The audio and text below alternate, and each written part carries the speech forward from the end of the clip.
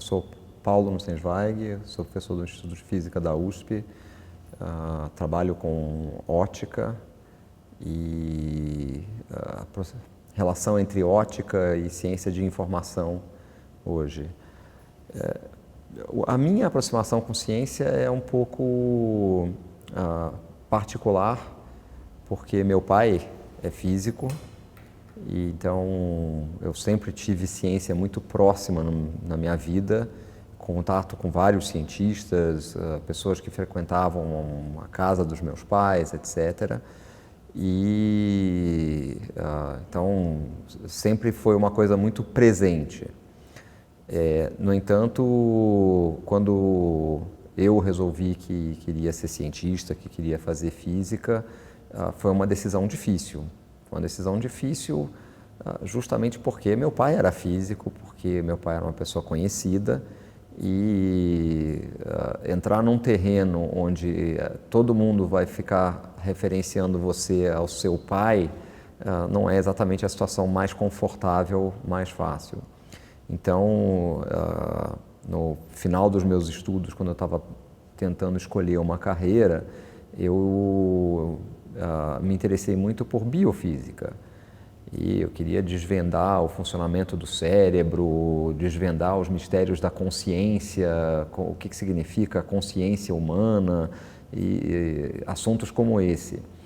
E meu pai, algumas pessoas com quem eu conversei na época me chamaram a atenção para esse tópico, essa área de pesquisa chamada biofísica, reunindo biologia e física, e achei que seria uma maneira de não estar tão próximo assim do meu pai.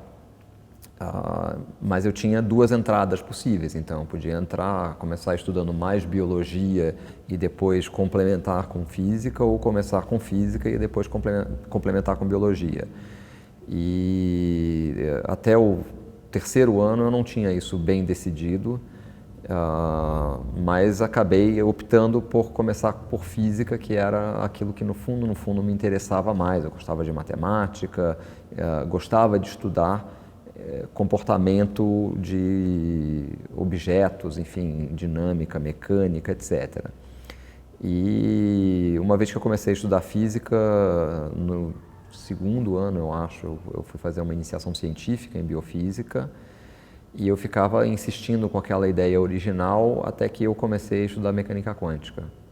Quando eu comecei a estudar mecânica quântica, foi aí que realmente despertou uma paixão grande minha por física, a maneira como a teoria era construída, a maneira como o nosso senso comum, a nossa intuição era em princípio violada, mas ao mesmo tempo nós éramos capazes de formar uma outra intuição, nesse novo jogo, se quiser, que era a mecânica quântica, como que os postulados da mecânica quântica eram ilustrados em fenômenos físicos. E algo que me marcou também, eu fiz a minha graduação na PUC do Rio, e o grupo da PUC do Rio tinha um contato muito forte com cientistas franceses, através de uma colaboração que existia na época entre o CNPq brasileiro e o CNPq francês, o CNRS. E uma das coisas que me atraiu muito para a área em que eu acabei trabalhando, da qual eu tentei fugir, porque era mais ou menos a mesma área que meu pai trabalhava, a área de ótica quântica, uma das coisas que me atraiu muito foi a proximidade entre trabalhos teóricos e trabalhos experimentais. Em muitos trabalhos na física existe uma separação que eu acho artificial, mas que acaba existindo, entre pesquisadores teóricos e pesquisadores experimentais. Aqueles que vão formular a teoria e vão essencialmente fazer contas, e aqueles que vão tentar observar os fenômenos no laboratório. E essa distinção, essa distância entre teoria e experiência é algo que sempre me desagradou.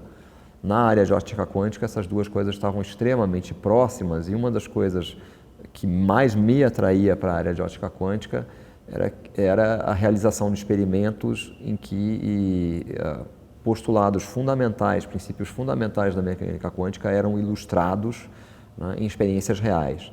A mecânica quântica foi construída no começo do século XX, e o principal instrumento pais fundadores da mecânica quântica eram chamadas experiências de pensamento. Eles bolavam experiências e intuíam quais deveriam ser os resultados daquelas experiências.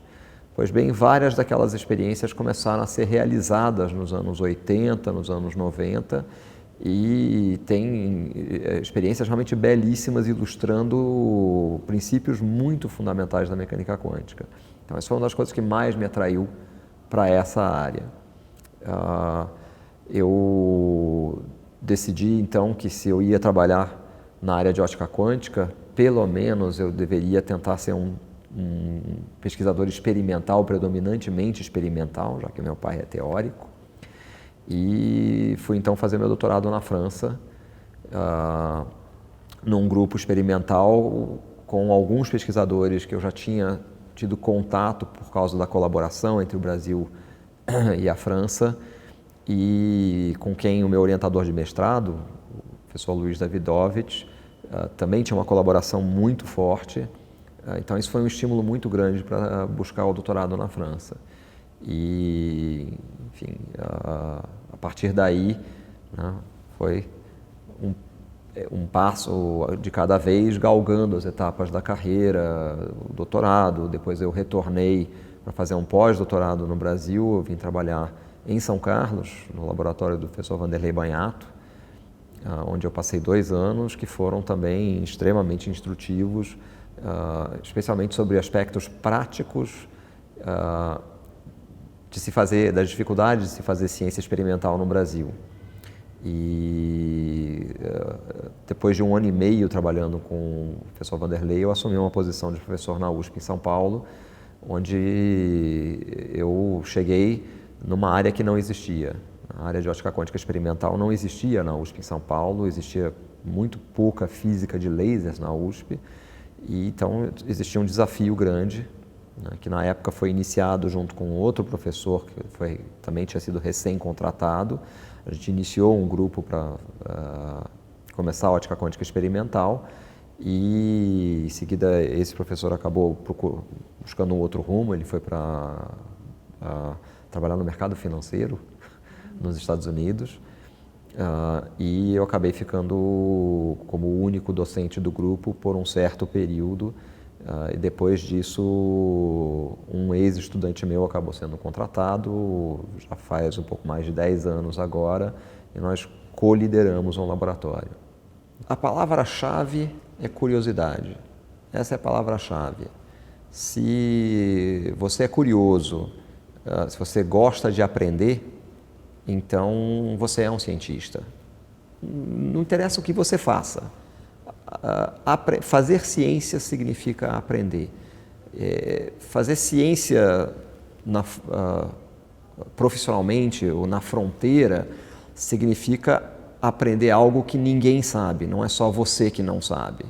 Mas quando você aprende algo que você não sabe, no fundo, você está fazendo ciência.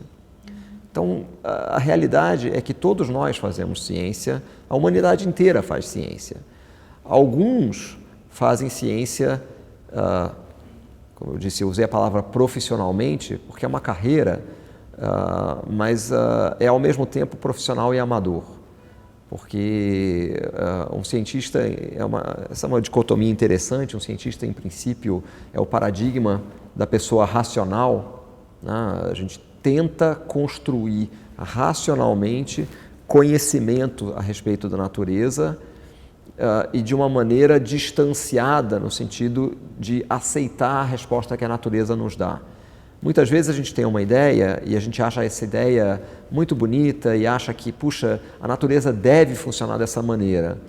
E quando a gente examina a ideia a fundo, a gente busca entender todas as consequências dessa ideia e a gente faz perguntas à natureza, ciência experimental, a natureza nos dá uma resposta contrária. Então, como cientistas, nós somos obrigados a aceitar a resposta da natureza. A gente pode desconfiar, achar, não, a resposta contrária é porque eu não fiz a pergunta da maneira correta, então deixa eu refinar a maneira como eu estou fazendo a pergunta, mas muitas vezes, mesmo depois de refinar, a gente descobre que a resposta da natureza é aquela. Nós temos que aceitar essa resposta. Então, desse ponto de vista, um cientista é uma pessoa muito racional. Por outro lado, um cientista é uma pessoa claramente apaixonada. E a única maneira de realmente trabalhar na fronteira do conhecimento, de ter ideias novas, é ter essa paixão, essa vontade de conhecer, de aprender. Então, cientista, estudante, de certa maneira, são sinônimos. Um cientista é um estudante que estuda o resto da vida, tá? E continuamente tentando aprender coisas novas, mas a distinção talvez seja que um estudante tipicamente está aprendendo coisas que a humanidade já conhece e o cientista está buscando aprender coisas que a humanidade ainda não conhece. Então, como eu disse, a palavra-chave é curiosidade. E curiosidade é uma propriedade, uma característica inerente de todo ser humano, em maior ou menor medida, mas talvez isso indique que fazer ciência é próximo de toda a humanidade. Todo mundo, em alguma medida, é cientista. Se você gosta muito de aprender, então você vai gostar de fazer ciência ao longo da sua vida.